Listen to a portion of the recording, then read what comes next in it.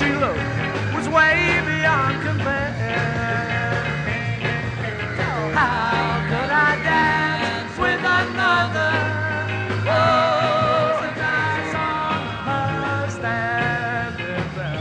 Yeah, yeah.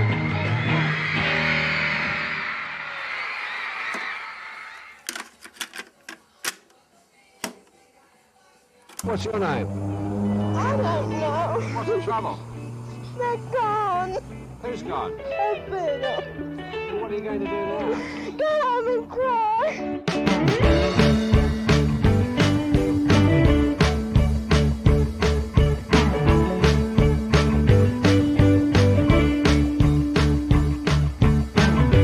It wasn't George Martin's bag.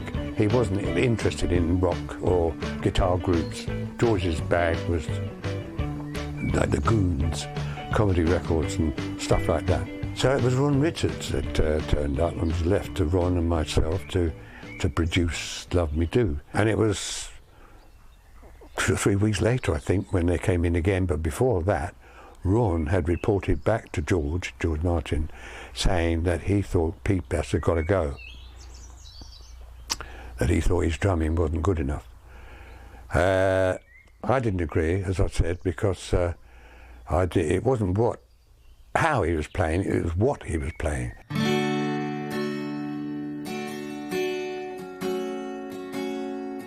When we got back in touch with George Martin after dismissal, just to try and, resolve a bit of this puzzle that was there, because we weren't getting any answers. Drumming wasn't good enough, been with the band 2 years, and there was all these adverse things getting said. So it was like, let's go to the horse's mouth. And the horse's mouth being George Martin. Brian wouldn't say anything. He was quite tight-lipped about it. Just in as much as the boys want you out, and he stood by that, right? We phoned George Martin, and George Martin explained to us, or my mother Mona actually, he basically turned around and said, it could have been misconstrued, right? He said, what I meant was to find we can use a session drummer in studio. He said, I realise, the charisma of Pete within the band, as regards the lineup, the quality he brings to the band as regards that. What happens in studio and what happens on stage is totally, different, right? Whether that got misconstrued, whether it was because of forces beyond my control, it was like, okay, let's utilise that excuse to get rid of Pete. We can turn around and say, they want to use a session drummer. And of course, the same thing happened to Ringo.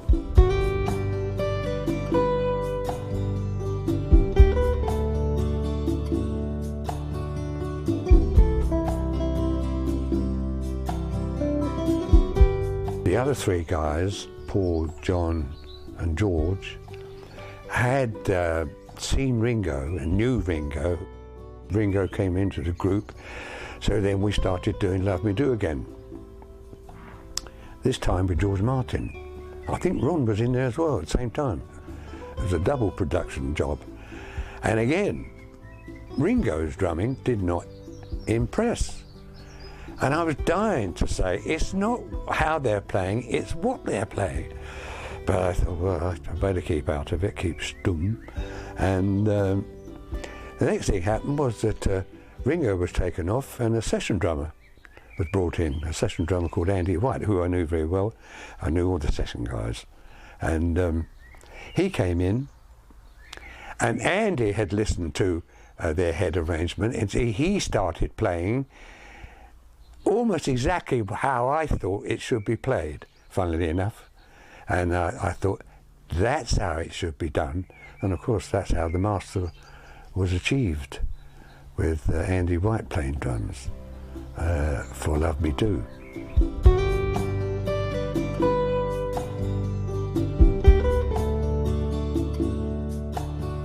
He didn't like it very much, no.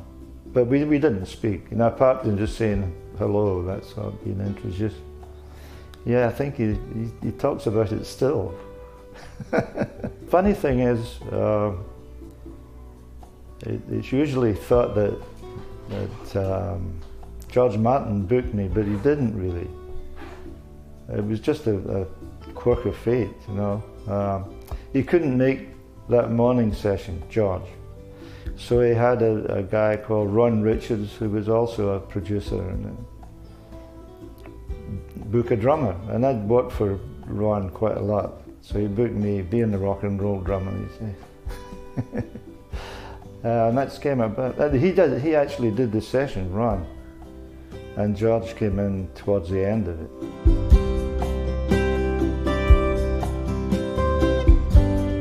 I didn't even know who I was going to play with. He just said, can you be at Abbey Road at 10 o'clock in the morning? Okay, bring your drums. Of course, Andy sat in for P.S. I Love You and Love Me Do. And, you know, Please Please Me, a couple of takes on that and that. Until eventually, you know, the Beatles, somewhere in their, you know, recording history, turned around and said, enough's enough, you know, Ringo's staying on the sessions. And away you go. So, you know, whether the same thing would have happened to me or not, it's hearsay now, isn't it? It varies from what people say about takes. We didn't do as many takes as sometimes they say, you know. It was quite good, and we got on with this stuff. We did Please Please Me, you know. Sorry, Love Me Do, and P.S. I Love You. And we did a take of Please Please Me, which I think was released on the album, the first album.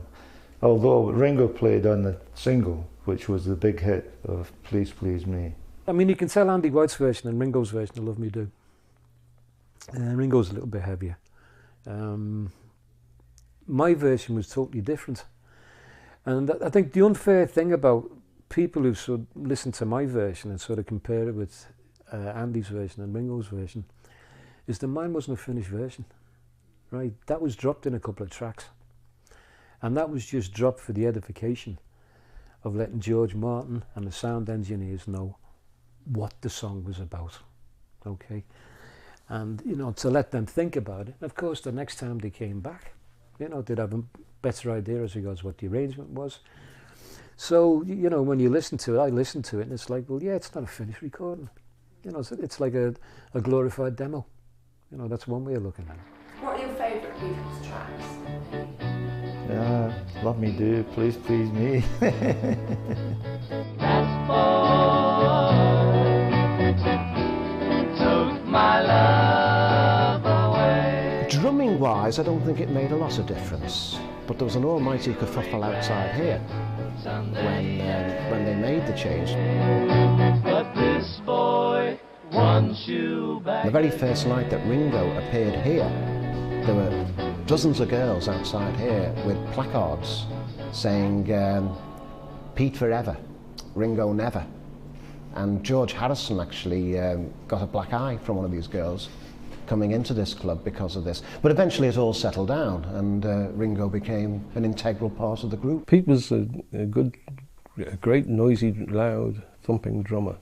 But he was never like with the other three. I mean, if you saw them out at night after a gig, at the Blue Angel or one of the late night drinking spots, Pete was never with them. He'd always gone home with the equipment and his girlfriend. Oh, and this boy could be happy just to love you, but oh my, that boy won't be happy till he's seen you cry.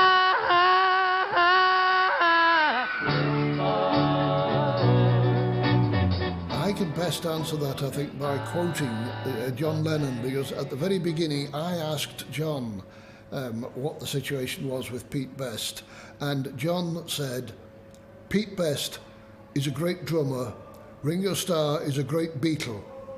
And that was something that meant a great deal to me. I knew exactly what he meant, although I was only just getting to know the Beatles at the time. That is the point. Pete Best was fine as a musician, no problems, but somehow he wasn't a Beatle, whereas Ringo Starr fell very naturally into the role of one of the Fab Four. But of course, the Pete Best situation was very much more complicated and complex than most people realised at the time or even know now. To this day, there are various theories as to why he got the sack.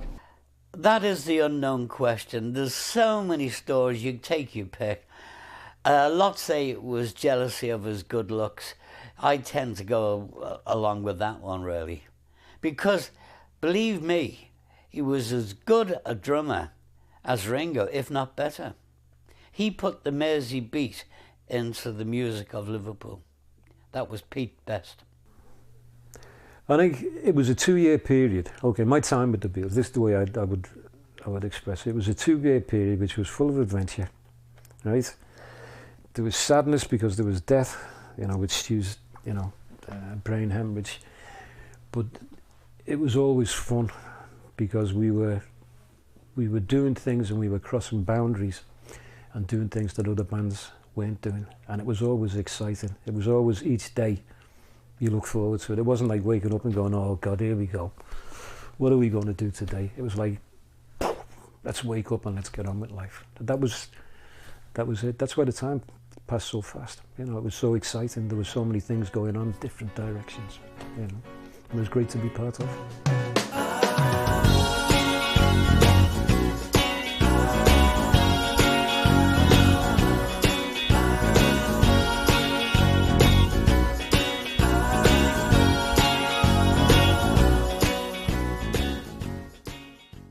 I heard it. I remember hearing it, going to watch a football match at Liverpool one my way, and in those days there was no local radio.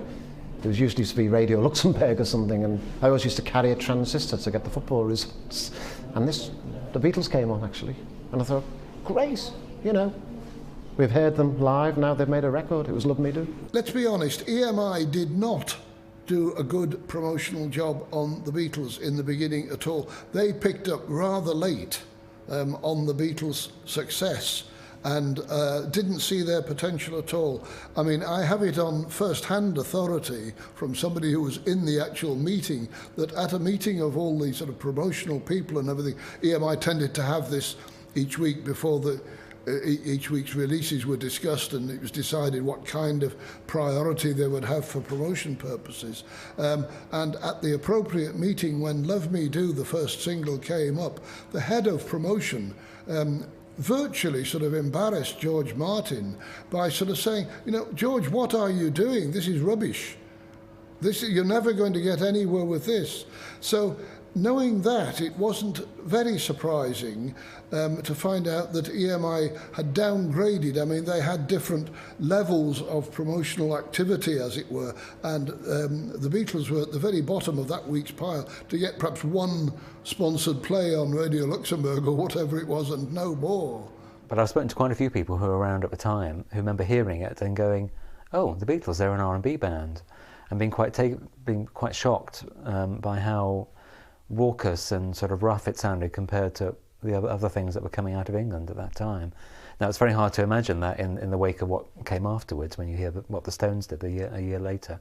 But it's interesting that, as I say, people in '62 thought that this was quite a sort of rough and uncompromising piece of work. Love Me Do is pretty unusual in terms of Beatle tracks, because what you always remember is the harmonica lick, which I think was nicked from Bruce Chanel's Hey Baby, if I'm not mistaken. It lays heavily on the second and the fourth beat in the bar, ba, da, da, which gives the whole thing the groove. And it immediately diffuses all that kind of sugary sweetness that McCartney was addicted to. There was something so basic and simple and honest about this wonderful sound, Love Me Do, blasting from the jukebox, compared to, say, all the Tin Pan Alley songs that you were used to hearing, or even the old-style rock and roll tunes. I mean, if you go back to where this sort of style begins with rock and roll in the mid-50s, then it was the energy and the crudeness of that was absolutely crucial in the whole style catching on. But by 1962, we'd lost that. So in a sense, there was a rediscovery of that sort of crudeness. And what John did on that song, and on many songs over the career of the Beatles, is he would take the low harmony, and that was really something that isn't done very often then or even now. But that intrigued me, and it made the song have a very warm, different tonal sound to it than you normally hear in a pop song. with a verse, you'd normally expect a length of, well, a regular length of something like 8, 12 or 16 bars. What we get here is 10. There's a phrase which they begin with, which is repeated twice. Now that's not unusual, but then is repeated a third time. Now that is unusual. And then we go into the end of the verse. Well, Love Me Do, the very first single, that was very influenced by Hey Baby, the Bruce Chanel hit, particularly the harmonica passages by Delbert McClintock. And in fact, the Beatles appeared with Bruce Chanel at the Tower Ballroom in New Brighton, and John went up to them, and Delbert spent 15 minutes showing him how to do the harmonica solo, which he did on Love Me Do. So that is the big influence. If you hear both records, you hear this harmonica thing. It's really hard to kind of pin down the Beatles' oeuvre, if you like, because they got so many different styles. It's like they couldn't settle on anything. You listen to their whole output and they're always trying new things. But, you know, as you know, story writers probably admit, there's nothing new under the sun. It's just a kind of an ear for, you know, delightful cross melodies and things like that. You know, you could say, I mean, like Duke Ellington says, there's two kinds of music, good and bad, you know. But there's more, you know, because there's fast and slow. But I really couldn't put my finger on it, other than they're all cracking musicians, you know, and George is no slouch on chords, and Paul's talent for doing that, and John's kind of incisive thing on the lyric thing, and also very much a soul voice, you know, and writing songs from his view of the world. Put that together with Ringo's, you know, solid, you know, stuff, and you've got an absolute winning combination.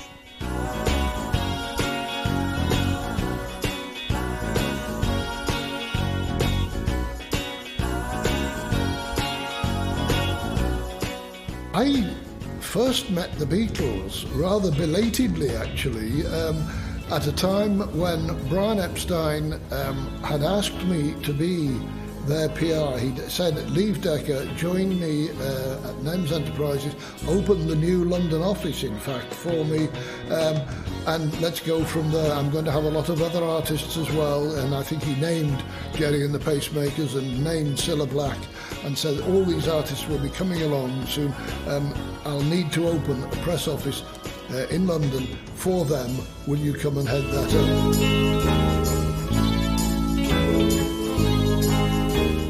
So it was arranged that there would be a meeting at this little pub off Manchester Square, a place that's still there to this day, and we were all going to meet up over a casual drink, and Brian figured quite rightly that this was a good occasion for them to get to meet me, get to know me, and for each of us to decide whether we could work with one another happily or not. Well, the first words that I got from John Lennon that night were, if you're not queer and you're not Jewish, what are you coming to work for Brian Epstein for? I realised as time went by that this was a sort of fairly mild, it sounded at the time an eye-popping remark to make, especially to somebody who you didn't know. But this was mild stuff for John Lennon, I mean, who came out with a lot of acid remarks, caustic remarks, cruel remarks, and a lot of very funny ones too.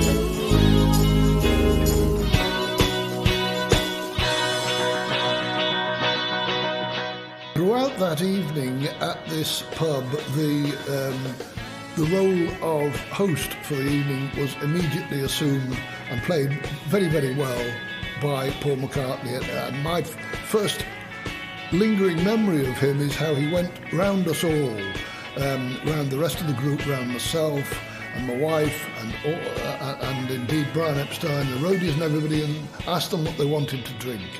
And then said, right, it's doubles all round, eh, lads? And off he went to the bar and he ordered up all these drinks. And when the guy behind the bar eventually gave him the price of £2.14 and threepence or whatever it was, only then did Paul go, Brian!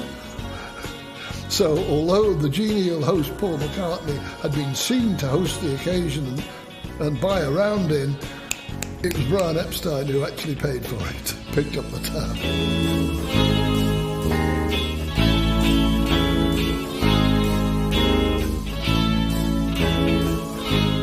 two artists I've ever worked with for more than one night stand, as it were. That's Paul McCartney and Yoko Ono. I think that's a pretty damn good choice.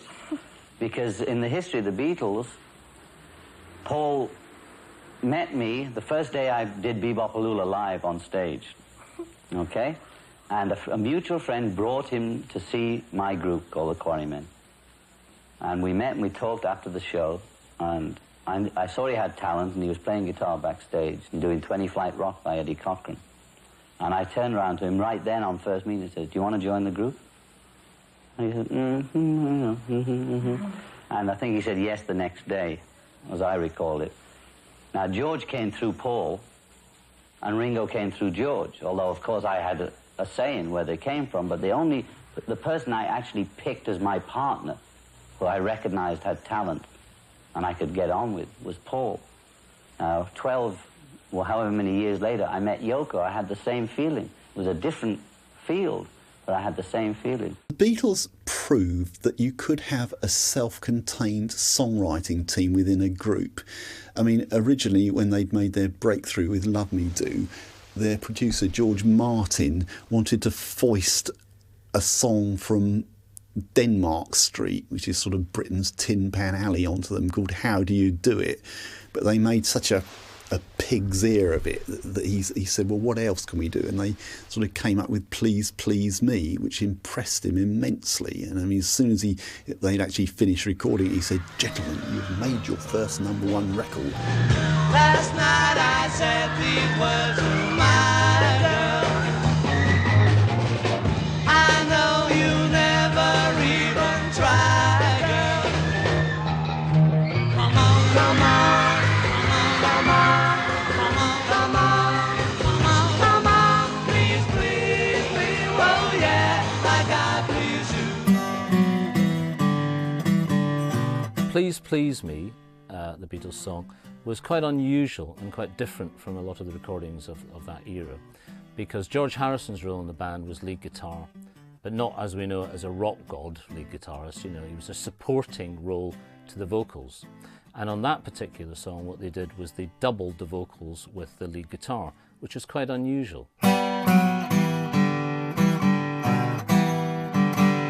So that there, he was doubling the vocals that Lennon and McCartney were singing.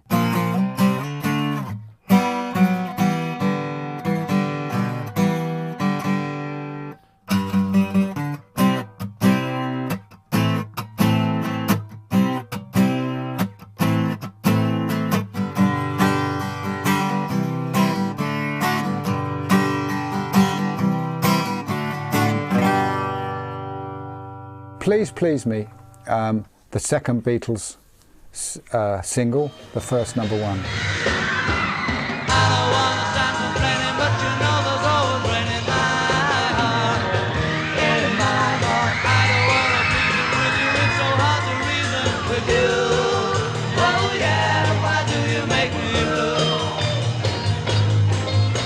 It's actually an amazing piece of songwriting, I think, for the time. It's got elements of Roy Orbison about it and elements of some of the sort of early 60s R&B.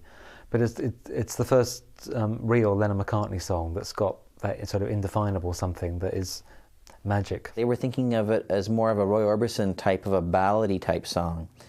George Martin decided that no, we should speed it up a little bit, you know, and give it a bit more of a faster pace. And I think that was the success of that song, is the fact that you know, Martin could see something more in that song than when the Beatles first brought it to him.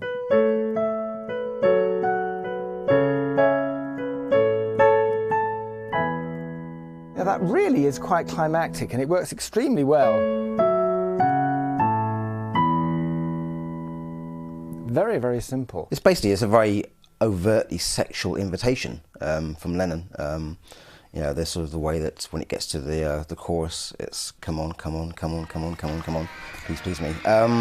So he was being quite kind of, you know, tongue-in-cheek about it, but on later sort of examination, you can clearly see it's talking about sort of basically, you know, this fairly horny young dude. Come on, come on, come on, come on, please, please, please, oh yeah, I got you. This doesn't sound at first listening like a particularly interesting song.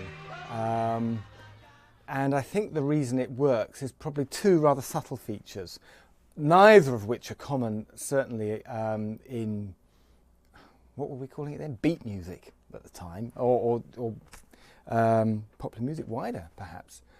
One is the sort of refrain at the end of the verse, where you have what we would call contrary motion between the voice and the bass. In other words, they work against each other. Frequently, with a lot of unschooled musicians, melody and bass often tends to work in parallel. So when one goes up and down, the bass goes in the same direction. And it's normally regarded as an indication of schooling or of expertise, actually, to make them work in the opposite direction.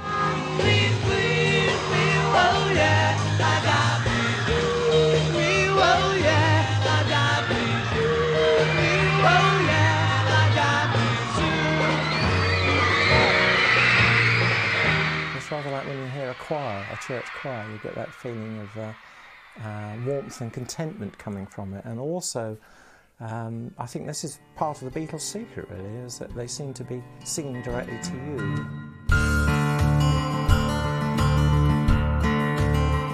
Well, the Please Please Me album was their first album as such. And I say to people, if you want to have a feeling of what the Beatles were like at the Cavern Club, listen to this album. Okay, it's not the most professional. It was put together, as we know, in record time. You know, it's just unbelievable, you know, what they did with this. And today, the mind boggles, you know.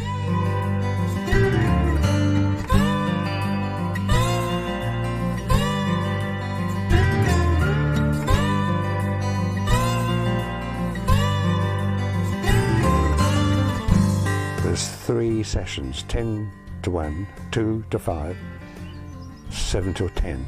In one day, 13 tracks. We used to treat records as newspapers. You finished recording them on the Friday and they were in the shops the following Friday.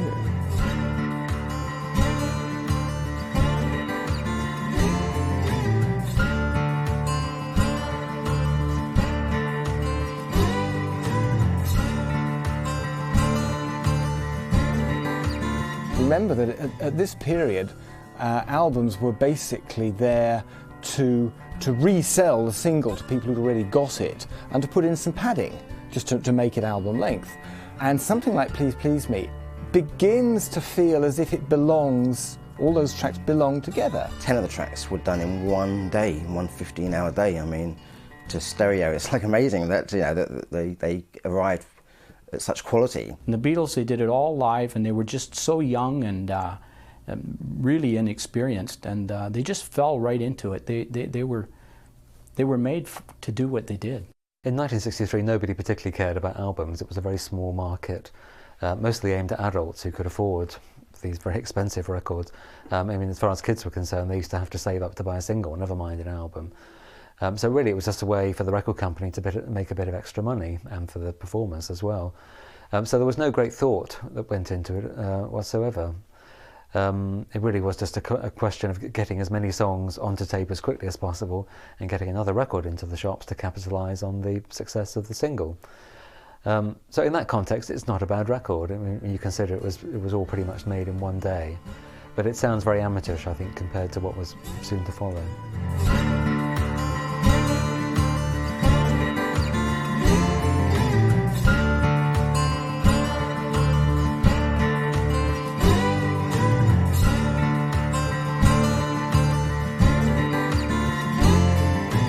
Until the Beatles came along, the album chart was more or less the preserve of West End musical soundtracks, Hollywood soundtracks, balladeers, crooners.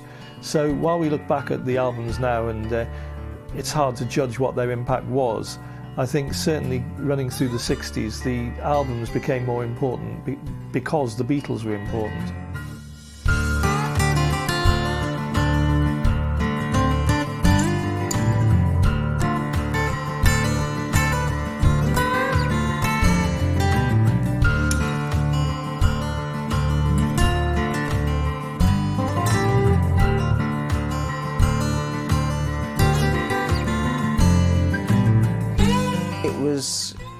a really wise choice by George Martin and EMI to not to put the sort of onus on the Beatles to come up with a whole album's worth of material, because I don't think they would have come up with as good an album. It was intended to present the Beatles, being it was their first album, as a kind of a live feel as to what they were doing in their live shows. It doesn't matter whether the song is an original that they've written at the instruments, or whether it's one that they simply like the vocal of, or they like the harmonic pattern of. They do it in exactly the same way, and it's that sort of commonality which blurs the distance between the original stuff and the covers.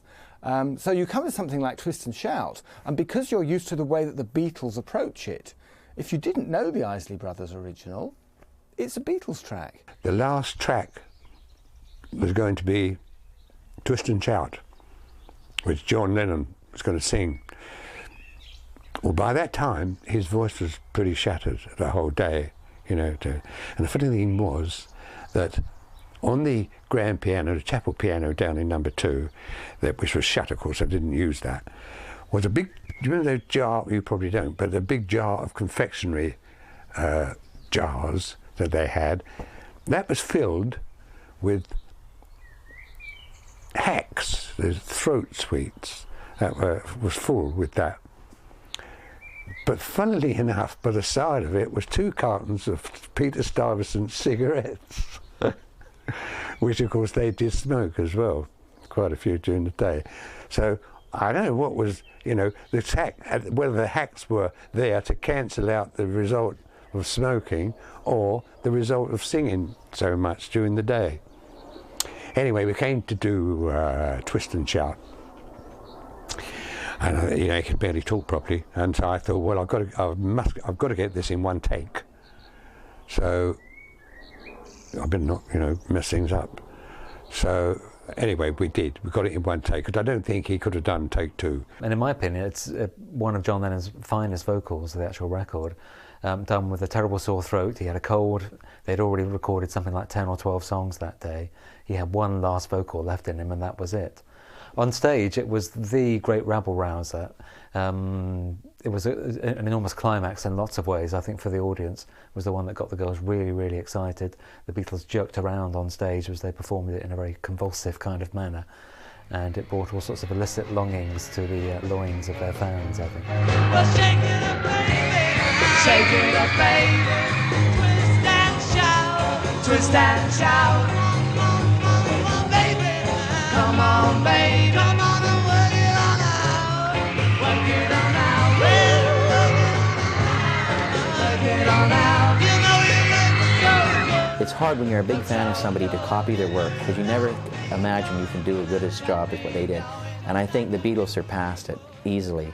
Isley Brothers do an awesome song, but really the Beatles version, there is something about the energy and the fact that it opened all their shows when they played in North America. Definitive version in many ways, especially with John Lennon's screaming vocals and Ringo's powerful explosions at the end when he finishes it with a couple of powerful snare drum beats. It's still a great performance of that kind of soul anthem. Shake it up, baby. Twist and shout. Twist and shout. Come on, come on, come on, baby. Now. Come on, baby. Come on and work it on. Work it on now. Twist it up, girl. You know you twist so fine. Ringo said about himself that he can't play a drum solo to save his life. But what he is, though, he's a great timekeeper. And if you listen to some of the outtakes that have been released through the years where there's breakdowns, it's never Ringo's fault. What you needed was a solid backbeat. He could certainly do that. A rock and roll feel. And also a kind of quirkiness to his playing. So you get all these unexpected little drum fills. I've heard it said that Ringo is a left-handed person playing right-handed drums, and if that's actually true, I'm not a drummer myself, but if it's actually true, it could explain why he had his own little vocabulary on the drums, why he'd do certain patterns. I don't think anybody took Ringo Starr seriously in the 60s, except other musicians. Other drummers would always say, Ringo's great, he's the best at just keeping a beat. He was the least flashy drummer in rock music. He was very embarrassed about ever having to do solos. He didn't like that idea. He thought the whole point of the drummer was to be at the heartbeat of the band. Everybody adored Ringo. Fans, mothers, grandparents, children. Ringo encompassed across the board. Paul might have been one section's favourite, George might have been the other section's, John might have been, but everybody loved Ringo. It wasn't like... Ringo wasn't probably not anybody's favourite, but everybody adored him. Everyone had a favourite, but they all loved Ringo. Because he was just Ringo. OK, well, Lennon and McCartney came up with the lyrics and the melodies and the harmonies by and large. But they wouldn't be the songs we know were it not for the drum track that you've actually got there. So his contribution as a performer is put on one side as a performer's contribution. A journalist asks John Lennon, is Ringo the best drummer in the world? And John Lennon looks at him and says, mate, Ringo isn't even the best drummer in the Beatles, because Paul McCartney used to play drums quite well, and McCartney was always on Ringo's sort of ass about about styles of playing, which really hurt Ringo and sort of made him kind of feel vulnerable. His position was, he felt was sort of vulnerable in the band throughout. If you put another drummer in the Beatles, would they be as good? No. Would they be the Beatles? No. Ringo is a Beatle. He's an important element of them becoming as successful as they became. And the Americans loved Ringo. I mean, he was the most popular Beatle. And they had like campaigns, Ringo for President. Most of the novelty songs that came out in '64 and '65 were about Ringo. One of them was that, you won't go far without a guitar unless you're Ringo Starr. That was a great title for a song.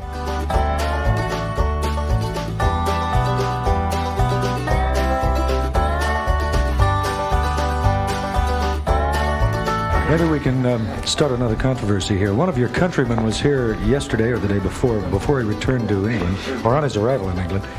He said he thought American women were out of style for not wearing miniskirts, and that because they didn't wear miniskirts, their legs were ugly. I'd like to ask you what you think about American women's legs. Well, if they don't wear miniskirts, how does he know their legs are ugly?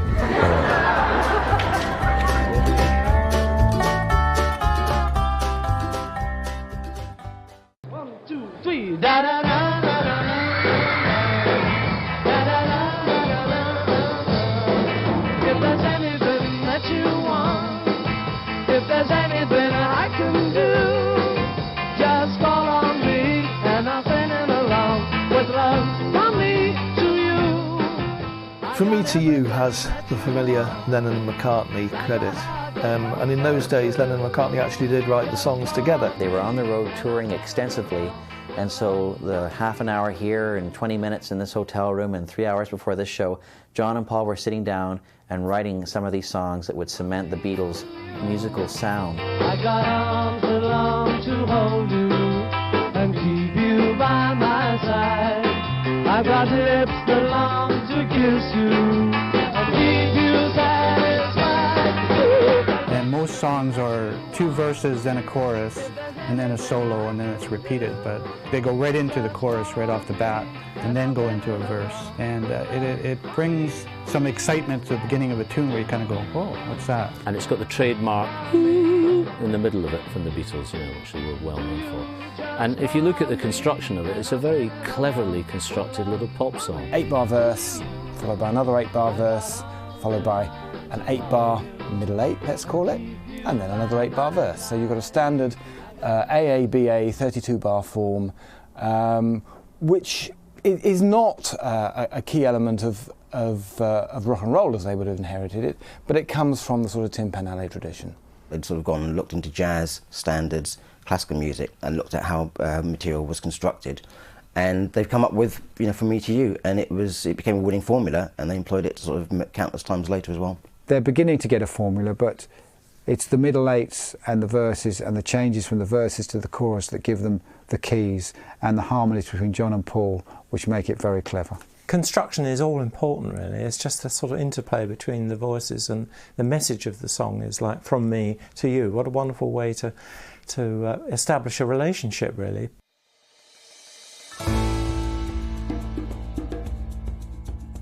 There was only one song that I was a bit iffy about, when I told you that I used to record them singing live when I didn't have the 4-track.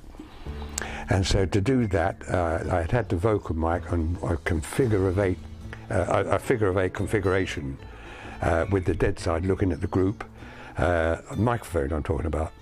And in front of that, I would use a music stand where they would put their lyrics, handwritten lyrics, to both Paul and John could glance down and refresh their memory with the lyric. I set them up on this particular session, and I went down later to check that all the mics were in position, and by this time they had put a lyric on the music stand. So I thought, oh, it'd be interesting, go and have a look. And I went and had a look, handwritten, and it said, "She loves you, yeah, yeah, yeah. She loves you, yeah, yeah, yeah. She loves you, yeah, yeah, yeah, yeah." And I thought to myself, Christ, this is going to be a funny sort of song. And up to that time, of course, every song had magic, you know. I thought, be interesting to see this one. It's not going to be a Beatles song. Anyway, once they started singing it, of course, I mean, it all came to life. Wonderful. But to go back to what I was saying, there was no song in answer to the many questions that have been asked me, what was my favourite. They all were. You think you've lost your love? When I saw her yesterday, it's you she's thinking of, and she told me what to say. She said she loves you, and you know that can't be well. Yes, she loves you, and you know you should be glad. If you listen back to She Loves You now, it does sound a very banal, sort of crass bit of work. But if you can manage to transport yourself back to 1963, it is the song of Beatlemania. It's so simple. It's got one or two nice little twists. There's an extra new chord they'd learnt, which they put at the very end of the song, and so on. But it's just so simple and so impossibly catchy, and it just seems to sum up all the madness of 1963. It was always the song that adults talked about. If they were trying to make a reference to the Beatles, they'd always say, "Oh, the Beatles, yeah, yeah, yeah." Just a chorus that once you'd heard, you could never ever forget.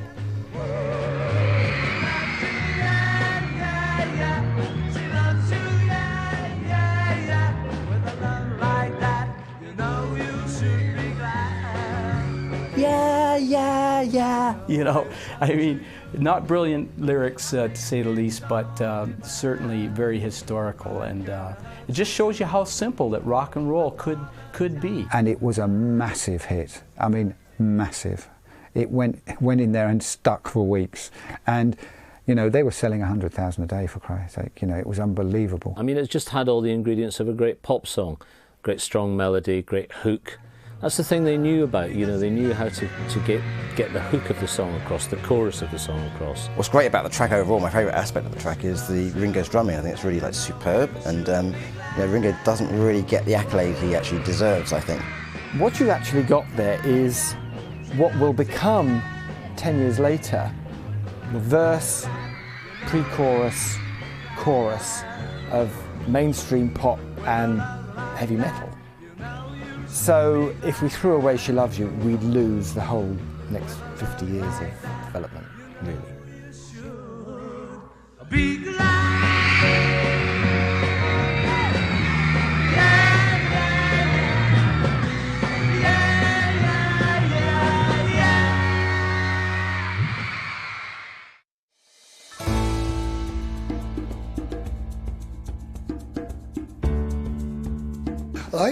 I'm credited with having invented this phrase, the Fab Four, and yes, it came about through me using a longer version of that, the Fabulous Foursome, in an early album sleeve note that I wrote for one of the Beatles records.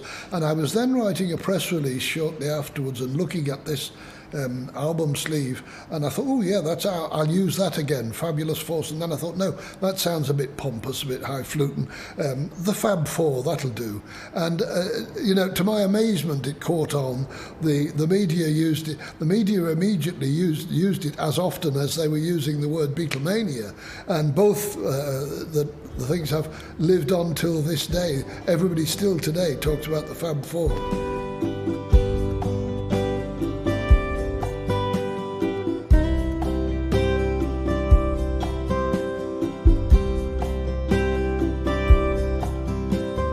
As far as the press were concerned, Beatlemania began towards the end of '63 when they played the London Palladium, and there were lots of fans outside and screaming, and there was a TV camera, and it was on the front of, I think, the Daily Mirror the next day, Beatlemania.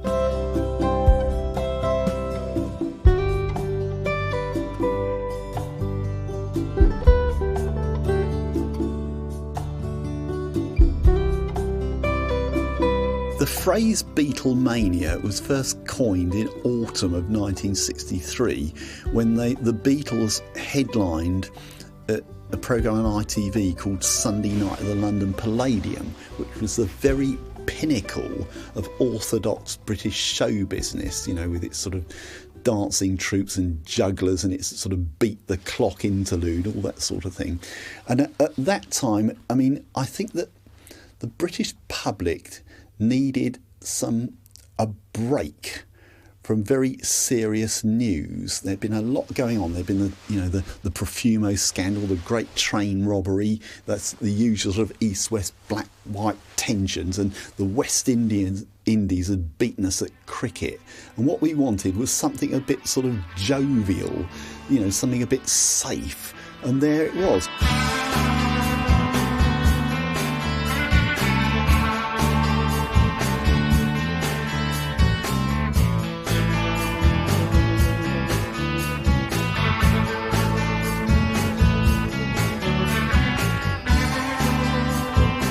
So the journalists, photographers in particular, would always be there hoping to get some interesting pictures, informal rehearsal type pictures. And that day they were there in force as usual and heard and saw this big crowd of kids outside the Palladium. Were taken as much by surprise as everybody else that this huge fan gathering had descended upon Argyle Street, and went out there and photographed the first scenes of Beatlemania.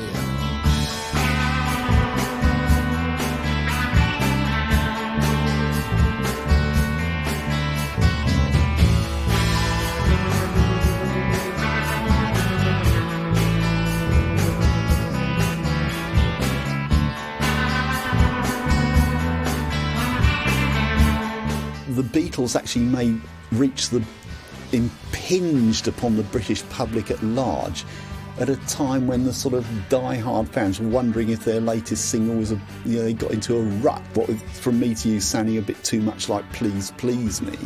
And then, you know, they came up with this, you know, She Loves You, yeah, yeah, yeah, and it was everywhere. Every time you turned on the radio, you know, it was there. The milkman whistled it. Even the birds in the trees whistled it. You know, suddenly the Beatles were everywhere. And it was that kind of happy-go-lucky sort of image of innocent scamps or, you know, poor honest northern lads who bettered themselves and had made it to the London Palladium. And as a result, on the 13th of October 1963, virtually the whole nation, within sort of earshot of a television, was glued to Sunday Night at the London Palladium when it came on after the God slot, you know, all the religious programmes that preceded it. And that was really, I think, what sold them to the nation. And the day after, somebody called Vincent Melcrone, journalist of the Sunday Mirror, or the Daily Mirror, was under the editorial lash to write about the Beatles' appearance on Sunday Night at the London Palladium and its aftermath. And the aftermath, you know, was police cordons, helmets rolling in the gutter, and their limousine being chased up into Oxford Street. And he came up with the phrase Beatlemania, and it stuck. Anybody who'd been following the Beatles around the country knew that all those scenes had been happening for 6-9 months before that, and that really Beatlemania had begun when Please Please Me was out at the start of '63. But it was, I suppose Beatlemania was a public image thing, and the image says that it began at the end of '63. Now, yesterday and today, our theater's been jammed with newspapermen and hundreds of photographers from all over the nation, and these veterans agree with me that the city never has witnessed the excitement stirred by these youngsters from Liverpool who call themselves the Beatles. Now, tonight, you're going to twice be entertained by them. Right now, and again in the second half of our show. Ladies and gentlemen, the Beatles! One of the great myths about 60s pop is that nothing was happening in America and the Beatles came along and revolutionised everything.